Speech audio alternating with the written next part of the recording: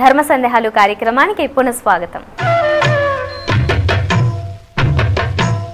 గురుగారు, మరొక సందేహం అండి. శ్రీలత గారు చిత్తూరు నుంచి రాస్తున్నారు.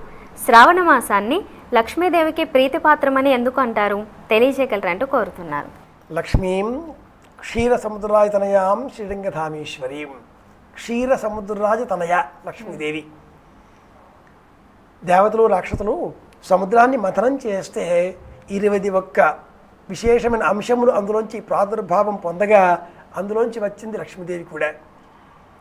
అందుకంటే పూర్వం ఆవిడ ఇంద్రుని వద్ద ఉండేది. నా వద్ద ఉంది అని దురహంకారంతో ఉన్న కారణం చేత ఆవిడ సముద్రంలో ప్రవేశించింది. ఈ మథన వేళను బయటికి వచ్చినప్పుడు అందరూ లక్ష్మీదేవిని మాకు కావాలి అంటే మాకు కావాలి అనే అపేక్షతో చూశారు. కానీ ఒక్క శ్రీమన్నారాయణమూర్తి మాత్రమే నిరాసక్తతతో ఉన్నాడు. లక్ష్మీదేవిని ఎవరండి కాదనేది? అందరూ మాకు దండ వేస్తుందా మాకు దండ వేస్తుందా అని కూర్చునే వాళ్ళే. ఒక్క శ్రీమన్నారాయణమూర్తియే నిరపేక్షగా ఉన్నాడు కనుక తనకు తానుగా లక్ష్మీదేవి వెళ్ళి ఆ శ్రీమన్నారాయణమూర్తిని భరించింది. ఆయన హృదయాన్నే తన నివాస స్థానంగా శాశ్వతంగా చేసుకున్నది. కనుక ఆ మాసం ఈ మాసం, లక్ష్మీదేవి పుట్టినటువంటి మాసం ఈ మాసం, శ్రీమన్నారాయణమూర్తి జన్మించినటువంటి మాసం శ్రావణ మాసం, ఆ నక్షత్రంతో కూడుకున్న మాసం ఈ మాసం కనుక ఈ మాసానికి శ్రావణ మాసం అని పేరు. ఇందుకోసమే శ్రావణ శుక్రవారాలు, మంగళవారాలు, వరలక్ష్మీ వ్రతాలు ఏం చేసినా ఈ మాసమంతా అమ్మను పూజిస్తే తప్పకుండా క్షేమం కలుగుతుంది. కనుక శ్రావణ శుక్రవారాలు పండు తాంబూలం, 2 తమలపాకులు, 2 విత్తనం ఉన్న పళ్ళు, చిల్లర డబ్బులు, వీటిని పువ్వులు, వీటిని కలిపి ముత్తైదువకు ప్రతి శుక్రవారము మీరు వాయనంగా ఇవ్వండి.